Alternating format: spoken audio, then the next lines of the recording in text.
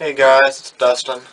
I wasn't planning on doing another update for a little while, not until I could get my videographer to help me out, aka my sister. But I was coming to the loft to check on things today, and there were a couple things that happened, so I thought I'd just go ahead and show you. But it's just a couple things, so this will be a shorter video. This pair, their eggs were supposed to start hatching today. One's hatched, one's pipped. I won't lift it up. You all have seen babies before. This pair of babies from Swift and Coco I was looking at, and this one's real dark. They just got fed. I mean, it's going to be like a blue bar, or a blue check, or something like that, obviously. But then this one's a bit lighter colored, and I'm not exactly sure what it's going to be, because while it could be an ash red bar, like that, because its father is ash red, he's just T-check.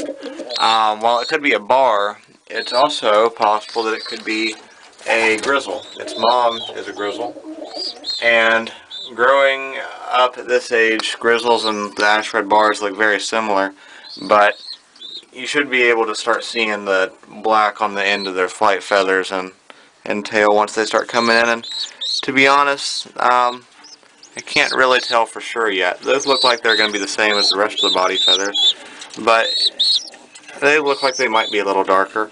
So I'm not really sure what it's going to look like. We'll see. The feathers that are already kind of coming out and everything, I mean, they really look white. I mean, they look solid white. I know that ash red bar, I raised him from a baby inside like the ones I'm doing right now, and he wasn't this light. He was pretty light, but he wasn't this light as a baby. He was a little bit darker colored, and so was my grizzle. Neither one of them were like white like this, but I don't think it's possible that it could end up being a white baby because, well, I mean, it's got a blue, turn on here, it's got a blue grizzle mom and a ash red T-check dad. I mean, they don't have any white feathers on them or anything.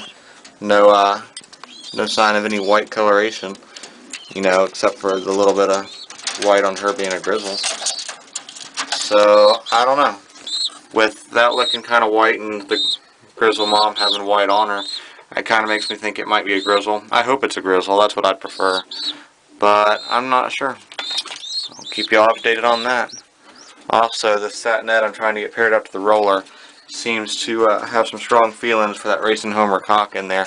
So I'm still trying to get him paired up to the racing homer hen and get this roller cock, who I'm not sure why he's sitting there, but get him paired up with that sat-net.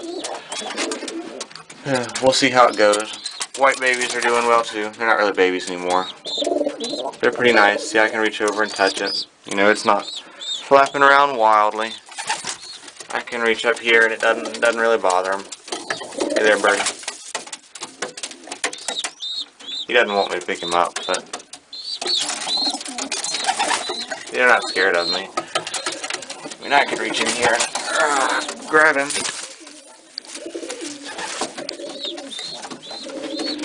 So if your birds are like that, it'll make your life so much easier. Theirs too. They're a lot less stressed. So and I say that just about every video, but if you can keep your birds like that versus like this one right here, who's just knocked that white bird over and just about knocked over that milk jug trying to get away from me. If you can keep your birds tamer, or you can walk in and reach in and just do that, versus if I try and grab him. Actually, he's just going to let me pick him up. He doesn't normally do that. But, you want to keep your birds tamer. They're looking like they might lay eggs, these two. I'm not sure. We'll see how it goes. But again, I raised these from babies. You can see I reach in here, I touch it. I can mess with them, and they don't really want me to pick them up or anything, but, they're not trying to get away from me too hard. There's Coco feeding one of his babies. That one was a little underfed anyways. It needed to be fed some more, so I'm glad he's feeding it and not the one that had already been fed more. He's a good dad. But you can see how the baby's placing its beak inside of his beak.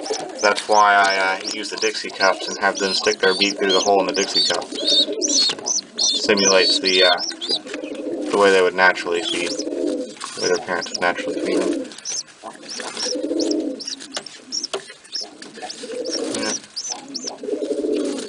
And also you can see the way he's moving his head around, and he's kind of vibrating a little bit, so to speak, when he's pushing down when he feeds it. That's why I kind of do that with the Dixie cup. So if you're going to hand raise them, keep that in mind, that that's how they feed them. So you want to get as close to that as possible. I said I wasn't going to mess with it, but if you, since I could have new viewers watching, here's a little 1 day old baby pigeon. He's not even a day old, he just hatched. The second egg in there is pipped. And again, this is also a tamer bird. See, he's not biting me. Like, he's putting his beak on me a little bit just now, but he's not even biting me. He's more feeling around my fingers like he does when he's hungry. And I didn't hand raise this one either. This one I raised, kind of, that one I raised up last year, but this one's from a friend. So, but I got it pretty young, so. Nice bird, nice bird. I wouldn't recommend going into your loft and playing with your birds too much while they're on babies, but you can see with mine, if you keep them like this, I mean, just look at this. He's not even biting me. He's just kind of relaxed. I mean, he's not freaking out. If you have birds that you can pet on the head while they're sitting on their nest, he's not, you can see he's got my finger with his beak. He is not putting almost any pressure on at all.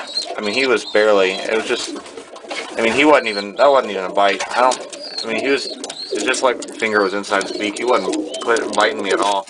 So if you can keep your birds like that, you can imagine how much less stress is going to be put on them in your normal daily activities, plus boxing them up for transport, for races, for training tosses, all that. So you can see the advantages there to, whereas with more wild birds, I mean, they're not actually wild, but you know, less tame birds like these that are going to flap all over the place, and I'm surprised he's not jumping up on the wire or anything.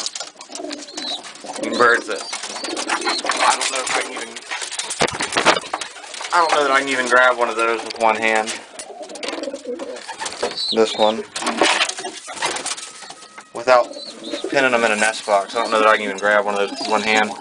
Whereas this guy right here, I can just scoop up. See, he's just sitting on my hand now. Hey, don't mess with her. Yeah, I managed to grab him while he was fighting that hen, but not exactly the friendliest thing. They're coming. They're doing better though. If you go back and watch my past videos, they used to slam themselves into the wall every time they'd see me. So, you know, they're doing a lot better. But I'm pretty good at taming them down. But tame birds, they're just so much better. Hey there. Yeah, you can give me one little peck. She's not so tame. She doesn't like me. She doesn't like me at all. She's not scared of me though. Well, thanks for watching, guys. I'll talk to y'all later. Take care. Make sure to like and subscribe for more videos.